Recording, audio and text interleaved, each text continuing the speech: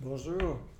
Nick and I want to welcome you to today's live webcam. Thank you for being part of Proust Online, and thank you for tuning in.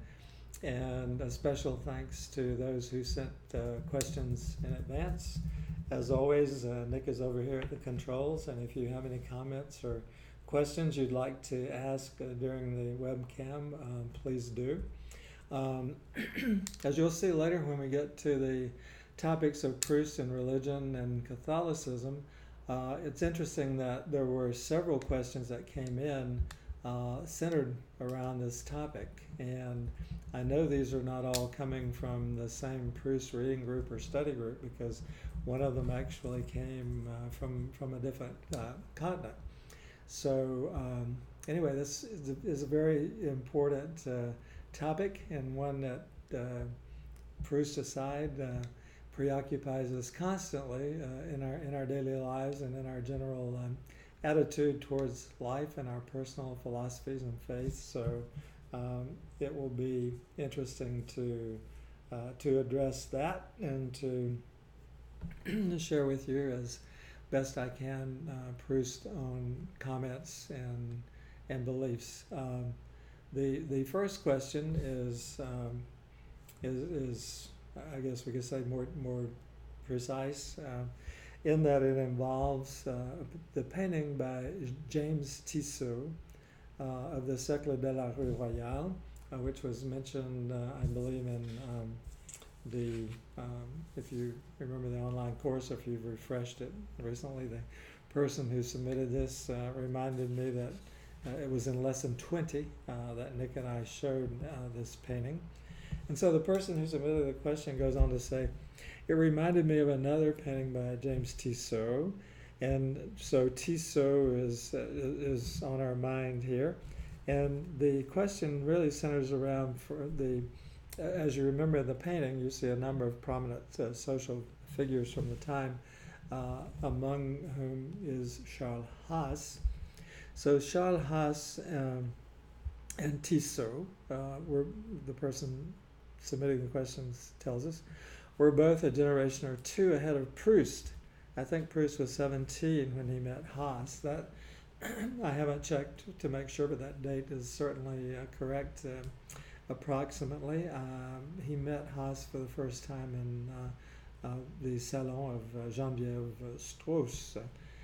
And then in my biography, Proust did not seem to have much interaction with either of these men. I'm curious if there were any interactions with either man that come to mind, although they weren't important enough for the book, but nevertheless might be of interest to students of Proust. There was not any contact that I'm aware of with James Tissot. The contact with Charles Haas was very limited to the early acquaintance in this Salon of Madame Strauss. However, that in no way diminishes the importance of Charles Haas as a model for Swann.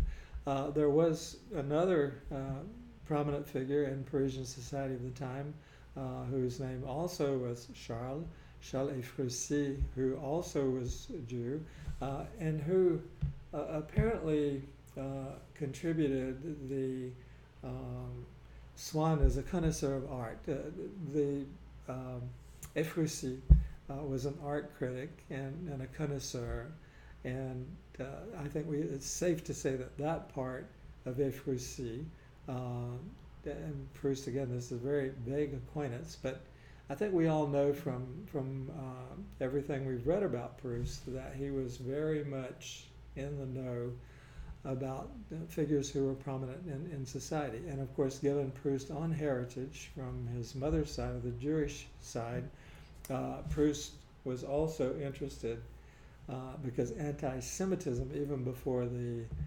Dreyfus affair became the cause célèbre and split apart Proust society, Proust was very sensitive to anti-Semitism.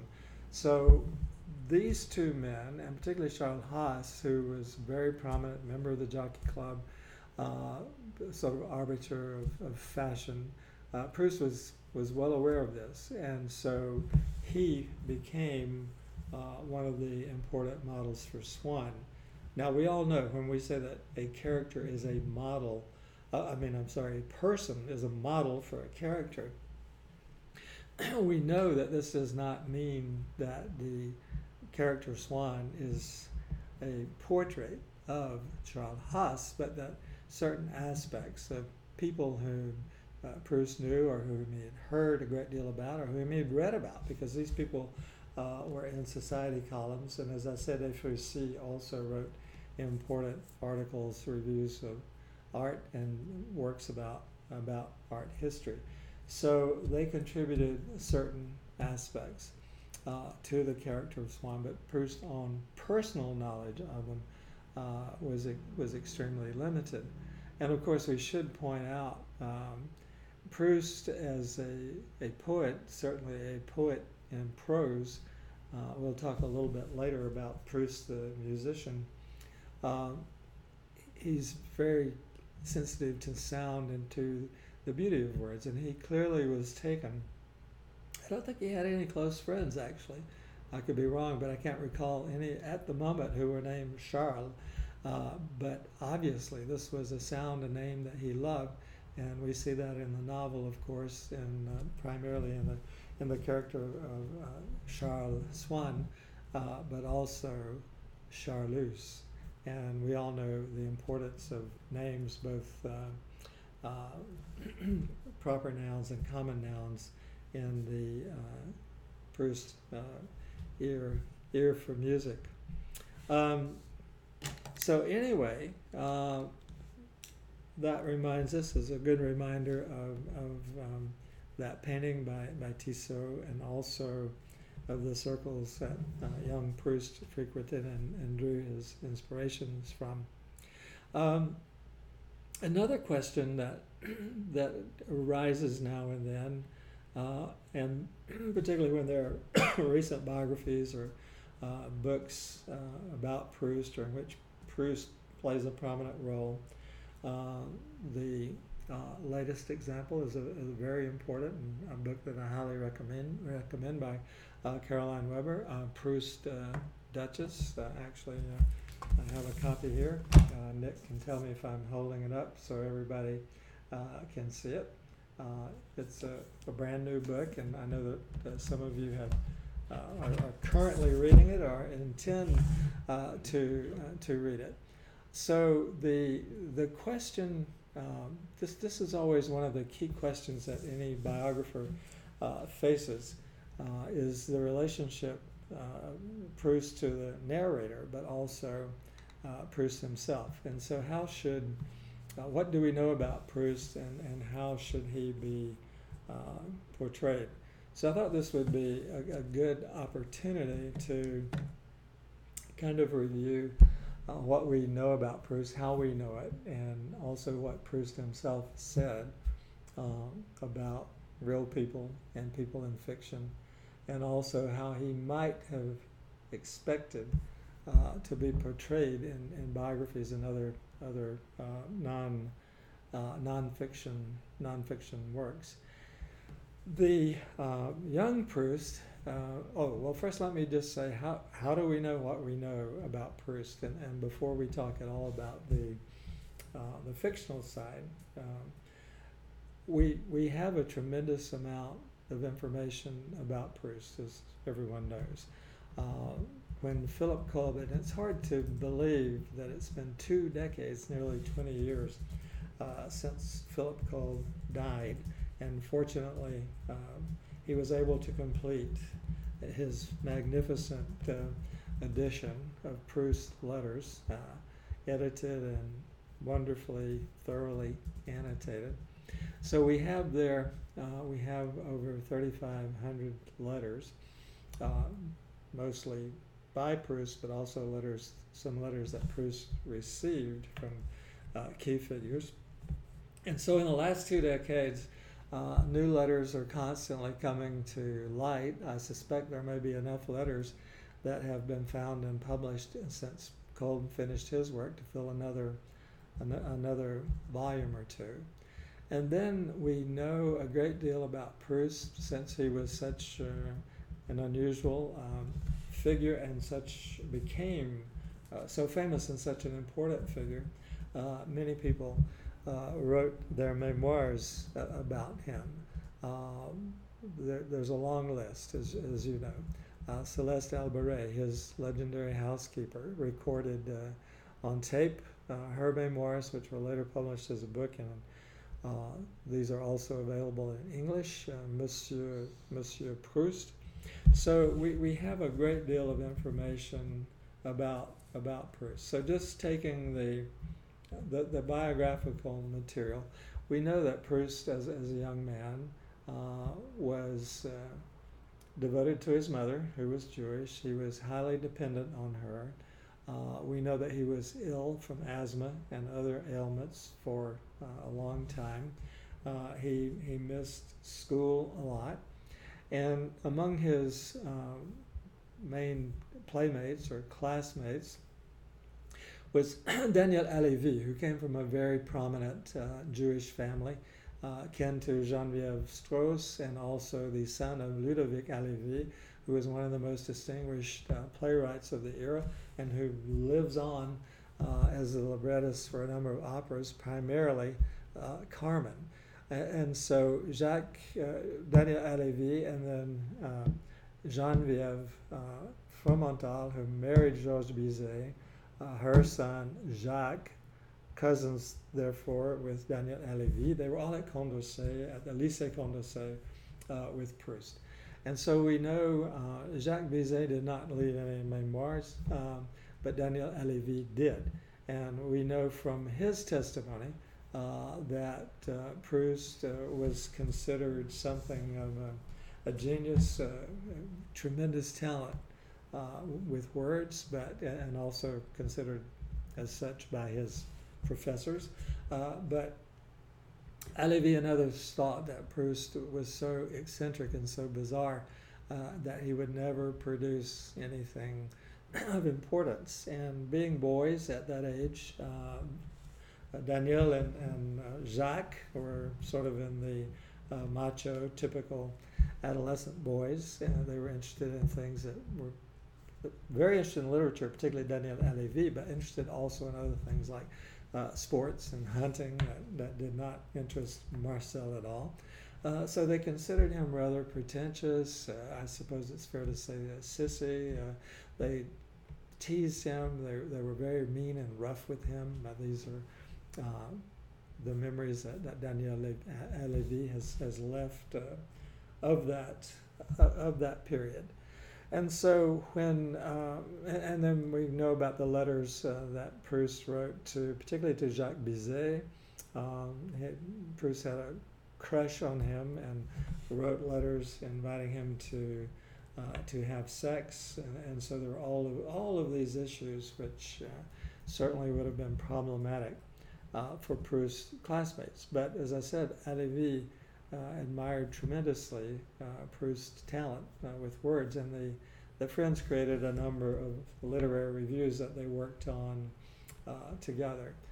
And so by the time Proust graduated, he was entering, as I mentioned, he was in Madame Strauss's salon, and he entered into what became his society period.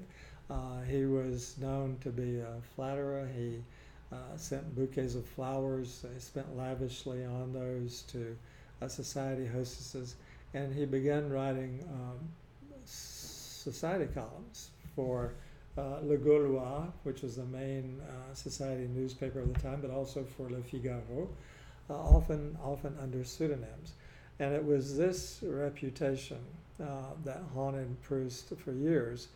And as you probably recall, when he first submitted the manuscript Du Côté de chez Swann, after it had been turned down by other publishers to what became the publishing house that became Gallimard, André Gide and others more or less rejected it out of hand because not only was it very long, but Proust was seen as a sort of a lightweight social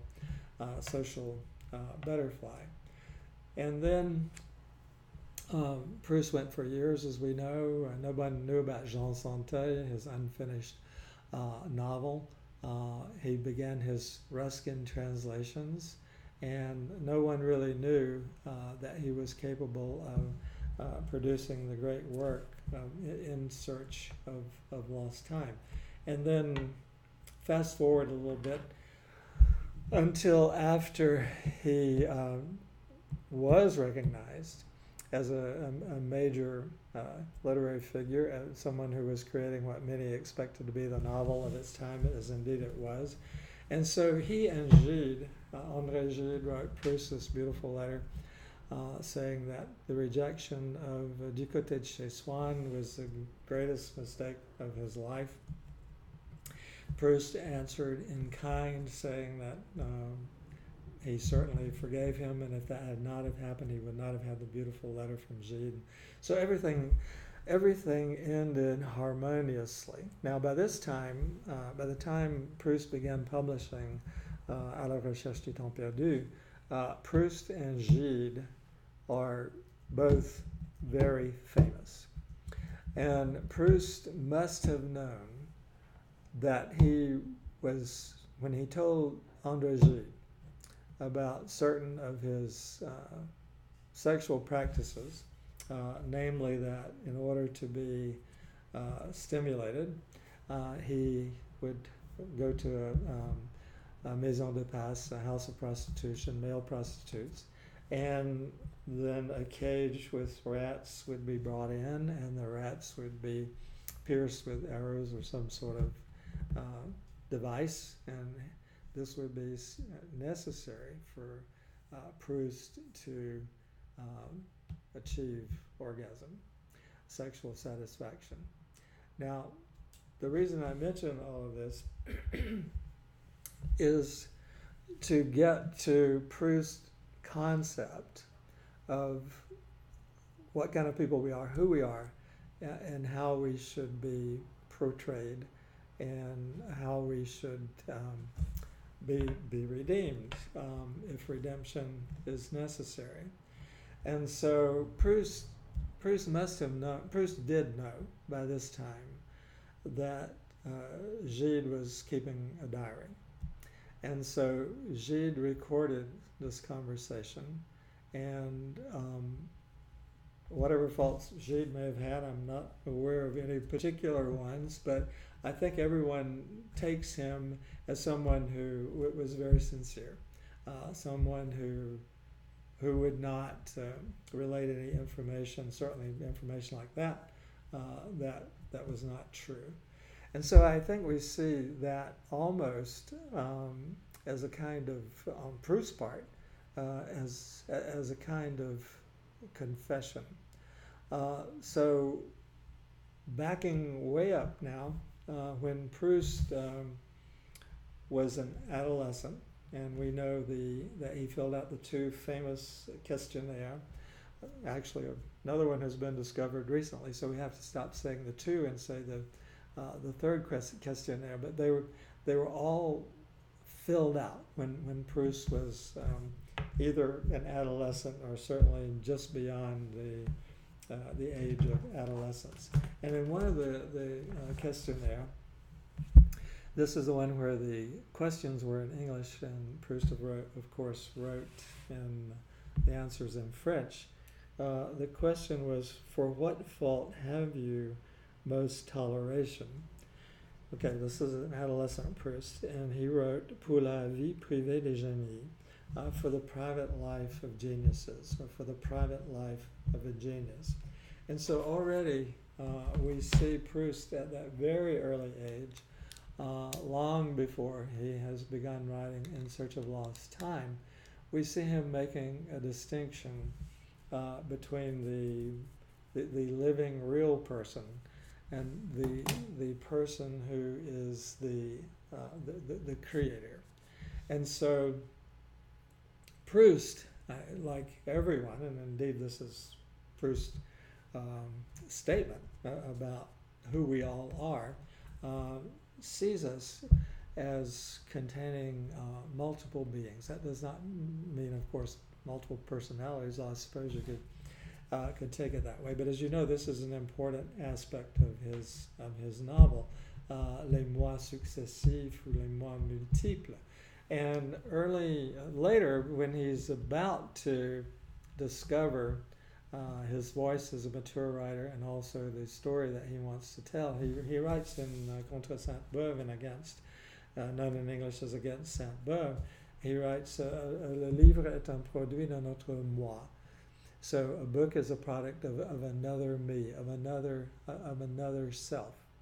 And so we see Proust allowing for a variety of characteristics and behavior in all of us, some of which is regrettable, and others which can be, of course, altruistic and transcending. And that is one of the major paths that the narrator will trace in the novel. Now, Proust does this in the creation of what he calls his prepared characters. And the two primary ones that we see in this regard are, as you know, Vinteuil, who writes musical masterpieces, but who's seen by Swann, who adores his music, and others who know him, as just a very ordinary, prudish, boring individual. No one thinks he could be capable of that. And then the other main character, of course, is Elstir, whom we meet in Swann in Love as the ridiculous, profane painter Tiche or Biche.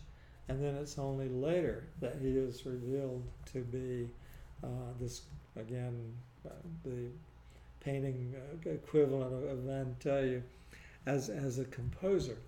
And so Proust, I think, is giving us a broad spectrum of human behavior, and also showing us, and this will play into the next sets of questions that were sent about religion and faith. He's showing us as being composed, as being incredibly complex, as being human in that sense, and capable of vile actions and things that we later regret, but also capable of altruism, and in some cases the supreme altruism, which is the act of the creator, someone who gives us the great gifts of art. Are we okay, Nick? Mm-hmm. Okay, so I'm sort of jumping back and forth. I've been in the young Proust, the mature Proust. Now I'm going to go to kind of the middle Proust.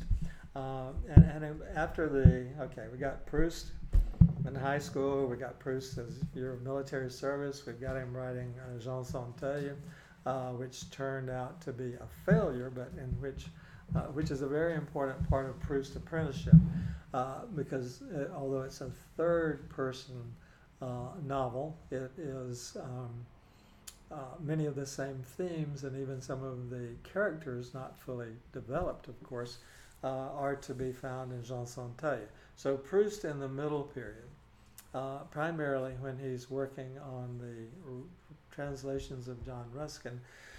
John Ruskin died in 1900, and so this is the period in which Proust became intensely interested in medieval architecture, the French cathedrals. I have more to say about that in a moment. And of course, Ruskin's work, which, as you know, deal primarily the stones of Venice, the Bible of Amiens, which Proust translated, deal with cathedrals and medieval architecture. And so, and this will shed a little light too, I think, on the relationship between Proust and Charles Ass and Tissot and Efrussi. Proust obviously never met Ruskin, knew very little about Ruskin, and knew Ruskin only through, or I should say primarily through, Ruskin's works on the French cathedrals and also on the medieval architecture of Venice. And one sentence that always struck me in those translations is, you know, Proust, again in hindsight, we can see that everything Proust is doing all his life is kind of a rehearsal working up to. He doesn't really know exactly where he's going, but everything is kind of working up to the creation of in search of lost time. And so Proust, being Proust, the prefaces that he wrote are extremely interesting, both primarily to his translation of the Bible of Amiens, but also in the work that Proust did on Sesame and Lilies. And so a sentence in there, in a letter that Proust wrote about his work on Ruskin, struck me. And it struck me as something that we need to remember in our relationships with other people, and also in our relationships with people we love. And the sentence is that I'm reciting from memory, but I'm sure I've got the key words correct. Proust wanted to be extremely careful, he wrote, about how he handled that particular soul. And so handling a particular soul, another human being, someone whom we admire, but we're also trying to understand and to represent fully and accurately. And so I think that is really so shift from personal relationships to biography. I think that is something that is very important, that we need to remember a person's humanity. And in Proust's case, certainly there were aspects of his personality that many of his friends and acquaintances misunderstood or may not have appreciated or liked. But the only really, I guess we could say, thing that Proust confessed to, and that we certainly, I don't think anyone approves of cruelty to animals, but I think part of Proust's admission of that to Gide, because I'm certain he knew that Gide was going to record it, is kind of a confession. And so I think when we look at the errors that are made by Swann and other characters, and particularly some of the very bad behavior that we see by some of the characters, such as Charlus, who does engage in sadomasochism. Proust always tries to redeem his characters. He's very careful, I think, with how he handles those particular souls. And so this compassion, this effort to understand, not to justify or defend, but the effort to understand, and then to recognize the good qualities, the positive qualities. As we know in reading Proust, he will show you characters behaving very badly, and then he will show you a side of them that is redemptive. Well, an example that comes to mind is in the Verdurin Salon. The Monsieur and Madame Verdurin torture Saniette. They ridicule him. They give him scoldings. They throw him out and so forth, and they really treat him in a horrible way. But they have also set up anonymously, without his knowing it, because he's impoverished. He's lost all of his savings and inheritance. They set up an annuity for him that he will have for the rest of his life, without his knowledge. They don't want him to know that the money is coming from him. And so, if we go back to Proust's conception of les moi multiples, that we are all, I always think of Walt Whitman, when Whitman says, "Do I contradict myself?" Very well, I contradict myself. I am vast, I contain multitudes. This is very much how Proust sees the human personality and our psychology working, and also what Shakespeare said of Cleopatra, that she is a creature of infinite variety. And so, as we know, this is something that I think is profoundly human, and something that each of us deals with directly and indirectly acts that we commit or things we say and we regret it later, or we don't know why we did that. So it's very difficult often, and Proust dramatizes this in the novel to understand the behavior of others. Often it's misinterpreted, or even sometimes to understand our own behavior. So coming back to the mature novel and what we know of Proust, then when we're reading the novel, the major shift from Jean Santeuil to In Search of Lost Time, certainly a major shift, is that Jean Santeuil is a third-person narrative, whereas, as you know, In Search of Lost Time is a first-person narrative, the only exception being Swan in Love. And so when we hear the voice, the first-person narrative, of course, is the most intimate form of narration. And so when we go through the many pages of this novel, this voice that's in our head, which is that of a fictional character, but very often, it's always, let's say that it's always Proust's voice, either directly or indirectly. It's Proust's voice as the author, who's talking about himself as the narrator or other characters. And then very often, particularly when Proust is talking about mores, especially art, aesthetics, philosophy, this is Proust's voice that we have in our head. And so I think this gives us a very good idea of who Proust is, what he is.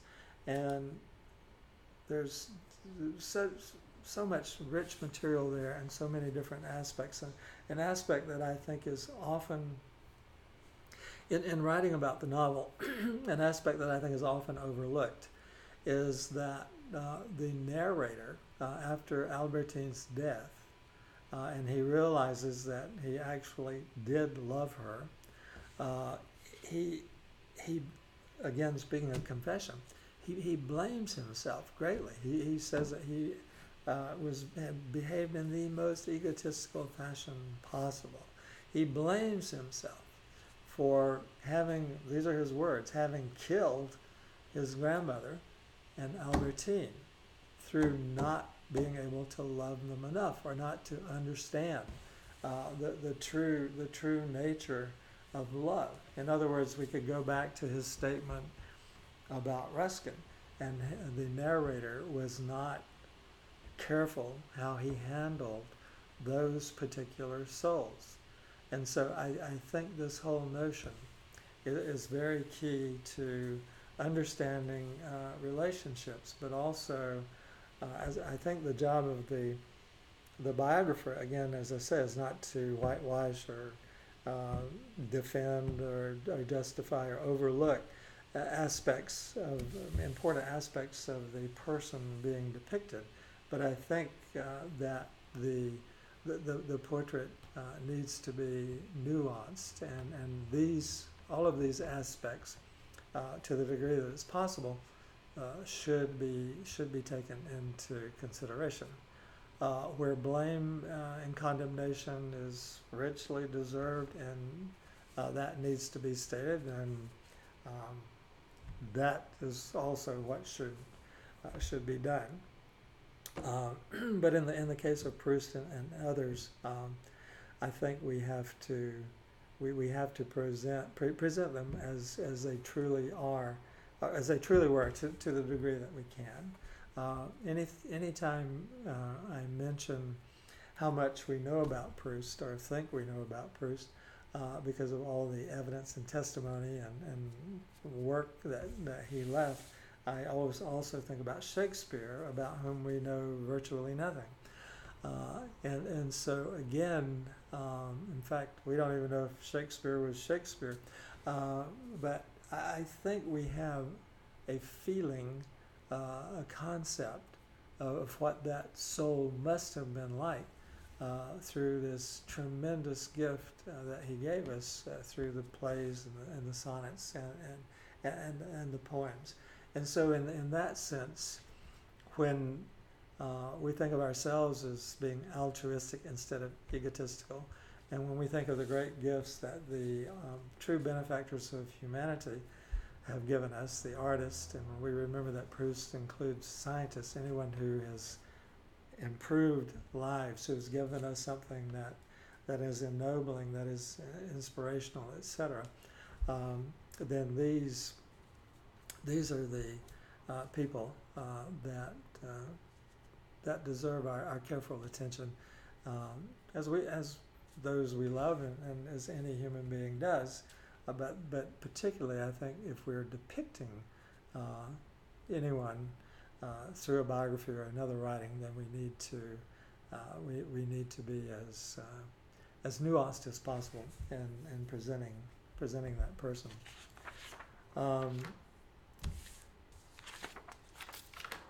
Let me read the next questions, which center around, as I said, these came from different sources and even different continents. So apparently everybody's thinking about these issues, which are quite important. So let me just read the questions verbatim, and then I'll try to address them.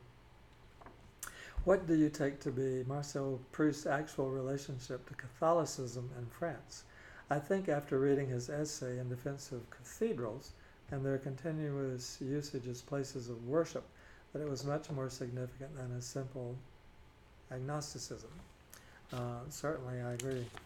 And then we have some of the most beautiful passages, another question, some of the most beautiful passages in the novel are on those written about churches, the cathedrals, and we naturally remember Ruskin, and of course I've just talked to some degree about Ruskin. And then here's the question again about that French law. Do you think the passing of the French law that separated the church and state could have had an influence on Proust? Early on, Proust mentioned that his novel was created like a cathedral, but later it seemed to resemble a musical score with various motifs. Do you have any thoughts on these two structures? Yes, I do. And then finally, a motif. I suppose we could say, it's safe to say, the most important enduring question that will probably never be answered, at least in life, is, and we know this becomes a motif. It's first stated explicitly in the Madeleine scene, dead forever, a question the narrator poses in The Search, whose structure Proust described as a cathedral. And while he uses many religious symbols in the work, he did not practice any religion. He believed that redemption could come through art. It is also recorded that sometime towards his death, he had requested that Celeste on his deathbed would, quote, entwine his fingers with a rosary Lucy Thor had brought back for him from Jerusalem, to which Celeste forgot, but she did remember the instruction to ask Abbé Vunier to come and pray at his deathbed. Unfortunately, the abbé was too ill to come.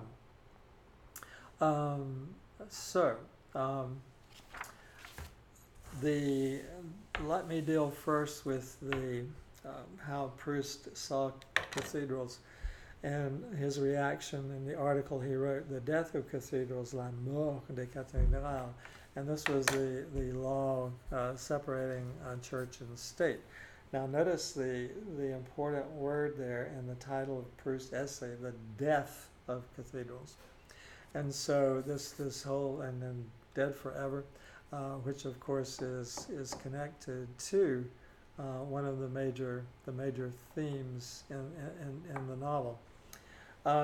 Proust, a little history which you probably already know, but it's good to remind ourselves of these things. The Gothic cathedrals were actually a French creation.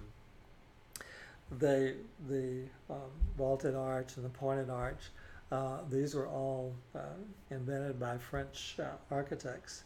And it's worth remembering that we call them Gothic now, but they weren't called Gothic when they were created. In the Middle Ages, they were this type of structure, which was then imitated, as you know, throughout Europe, was called le style français, the French style. It was only after the Renaissance, when everybody thought classical symmetry was the ideal form, that the medieval churches were called barbaric, Gothic cathedrals. So that is a name that was intended to be pejorative, but has since become a compliment, as it were. So the cathedrals, as you know, Ruskin called them the Bible in stone. And so they had not only did the people and sculptors, the architects and sculptors, the engineers who created them, use, because most of the population was illiterate, use them as, in fact, the Bible in stone and the Bible in glass, through the stained glass windows, to educate and illustrate, talk about a visual aid, these sermons about the Bible.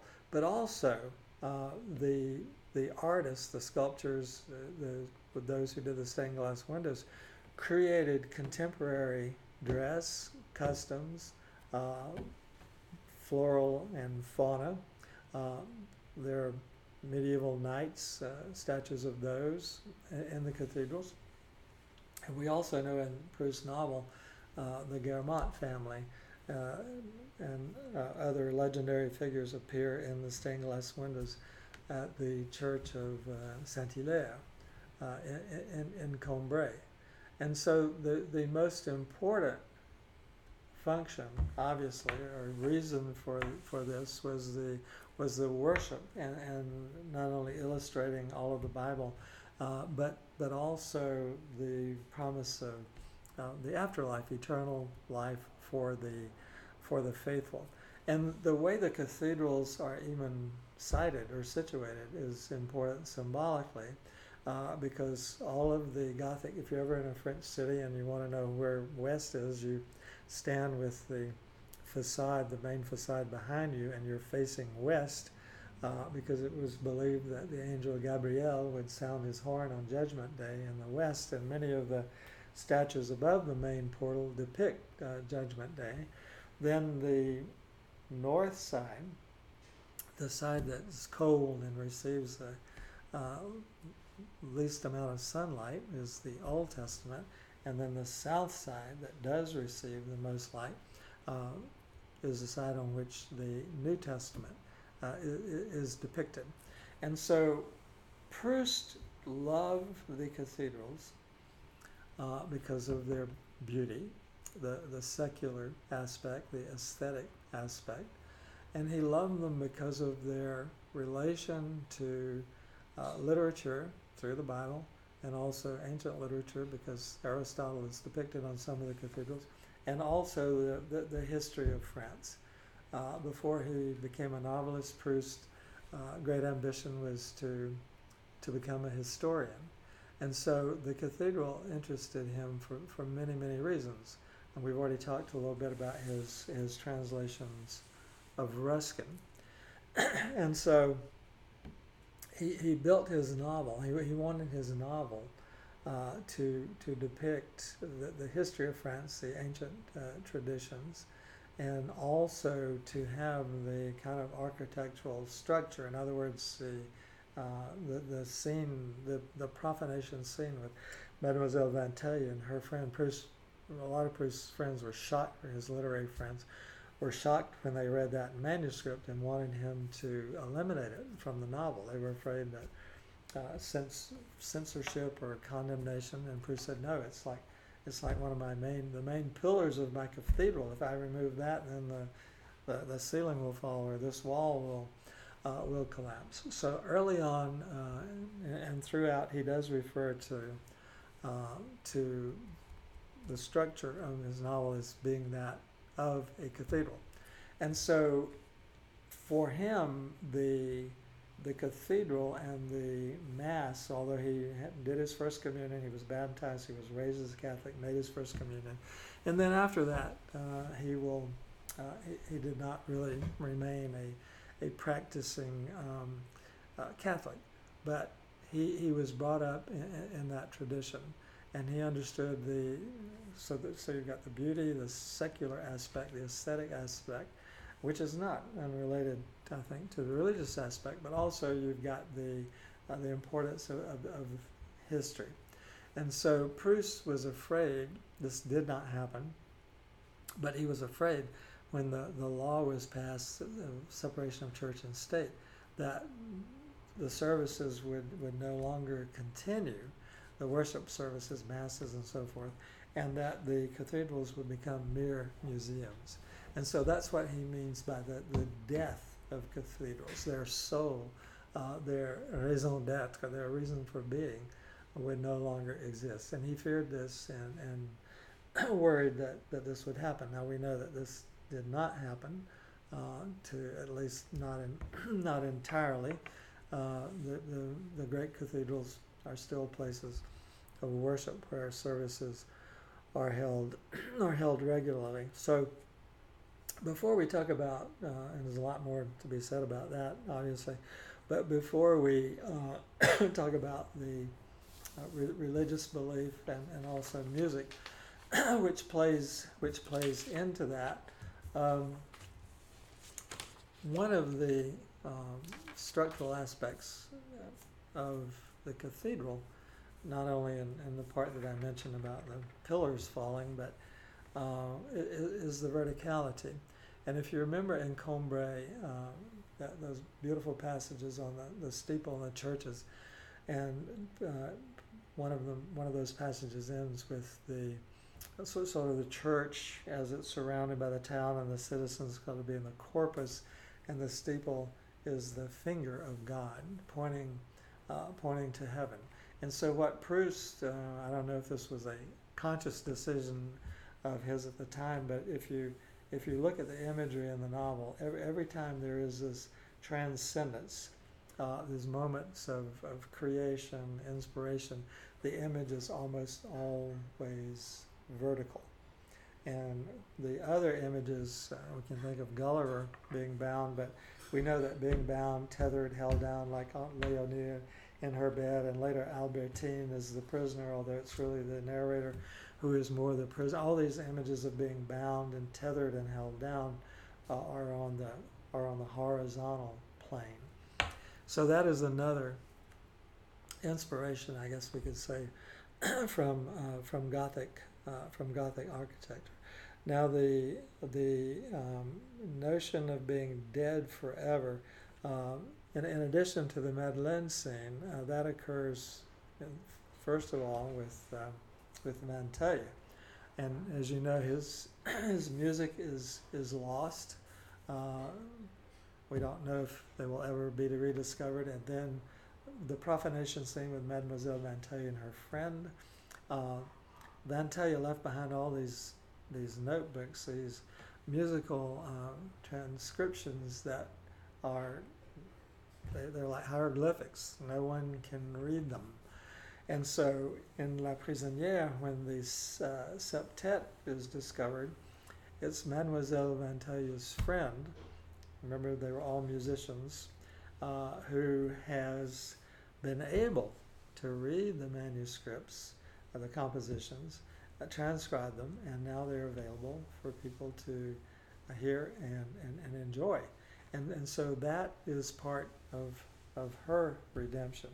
And so the answer to the question, dead forever, is the essence of Vinteuil, his creative side, his what Proust would call a moi profond, his profound being, has been saved through the woman who profaned his image earlier. So we can see how that fits in, and in a religious sense, how that fits in with the notion of redemption. And so the closest that Proust comes to answering the question "Dead Forever" is, of course, this is something we all like to imagine. In the novel, it's the narrator wanting the scene with his grandmother where he hopes to see her again in another life in letters, and in Celeste's memoirs, it's Proust telling Celeste, "I would die right now if I knew I would see my mother again."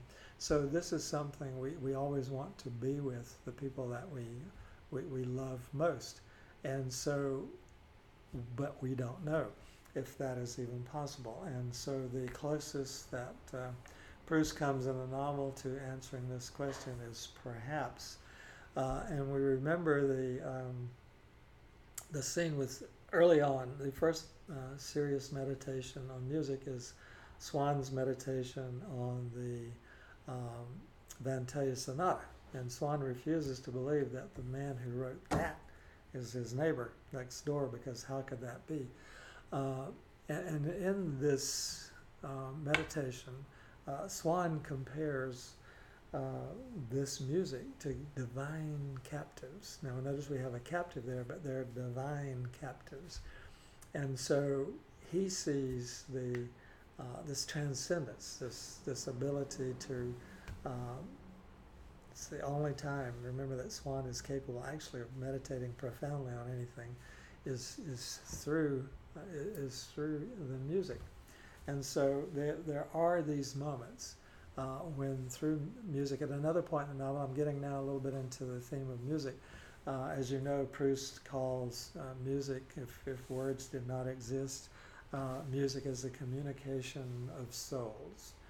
And so music is important, not only structurally, but also as indicating that there is this other beautiful ideal world that does not contain words and the meanings that usually come to us through words, but seems to indicate the possibility of another perfect and beautiful world. So Proust is religious, remained religious in that sense. I wrote an article once, a long time ago, called Proust, Einstein, and the Cosmic Religious Sentiment. Actually, I wrote it in French. It was Le Sentiment Religieux Cosmique. And the Cosmic Religious Sentiment is actually a statement by Einstein. And so Einstein also had this same belief. I think we all know the famous quotation is there'd be no clock without a clockmaker. But that remains, of course, a matter of faith and speculation. The person who submitted the question, I just want to tell an anecdote here that I think sheds some light on this subject, and is, I always found it comforting and amusing, is one of the people who submitted the question mentioned the Abbé Munier, that's Mugnier. And he was an abbot whose parish was the Faubourg Saint-Germain, and so he took, of course, he'd taken vows of poverty, but he was the person, the pastor to these very wealthy, or at least very prominent and aristocratic people.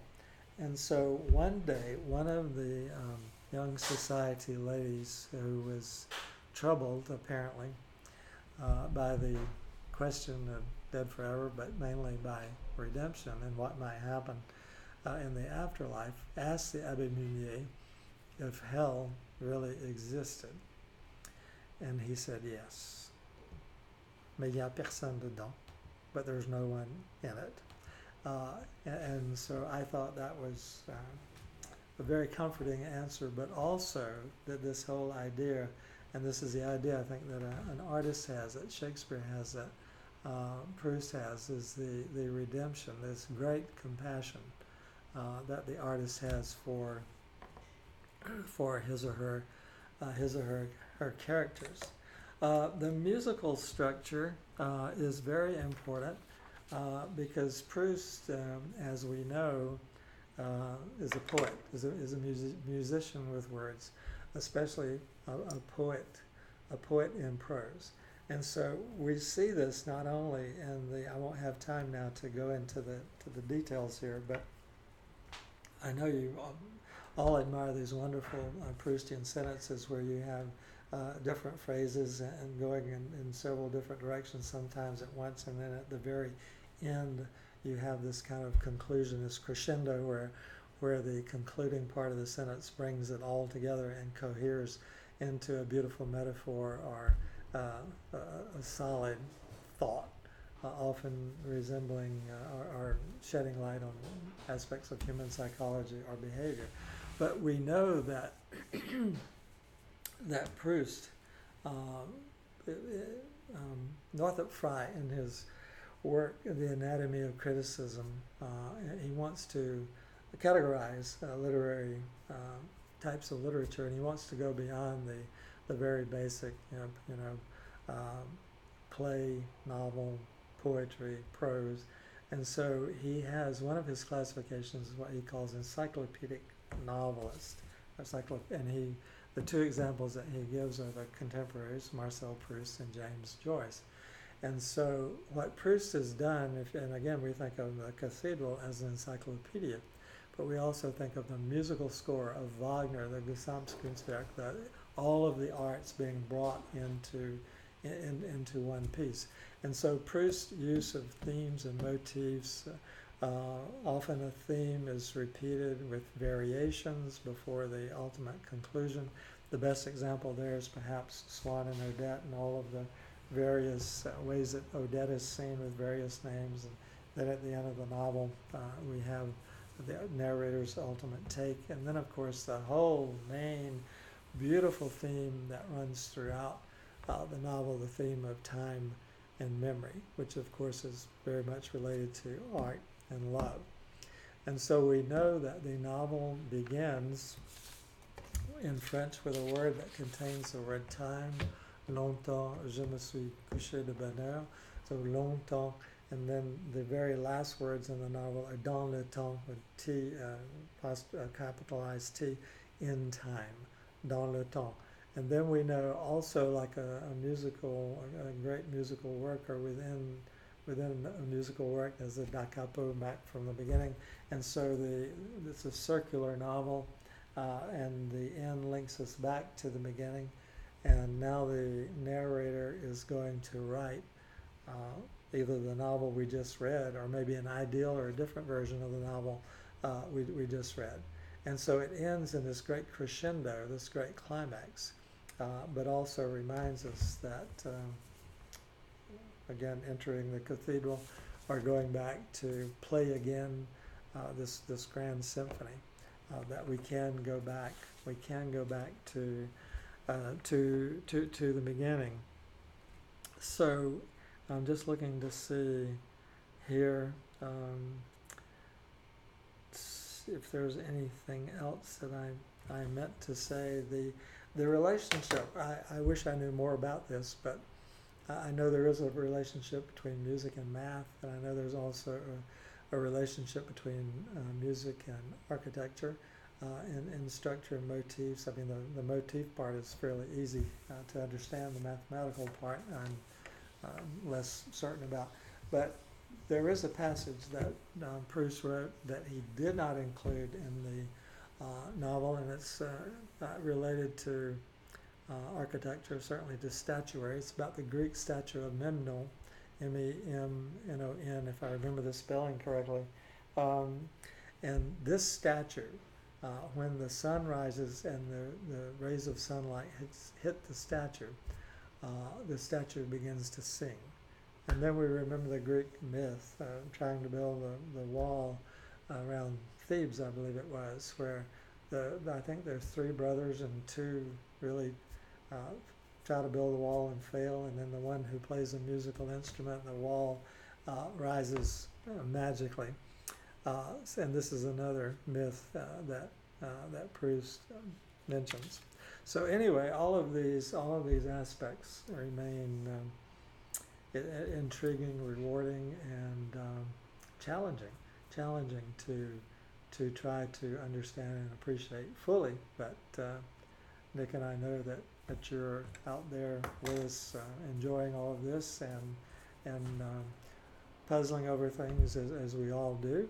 And as you see, how well your questions cohered, and I thank you for your contributions, and Nick and I are always grateful to you for being part of Proust Online, and we hope you'll help us spread the word about what we can make available through the course and on the website. And bonne lecture.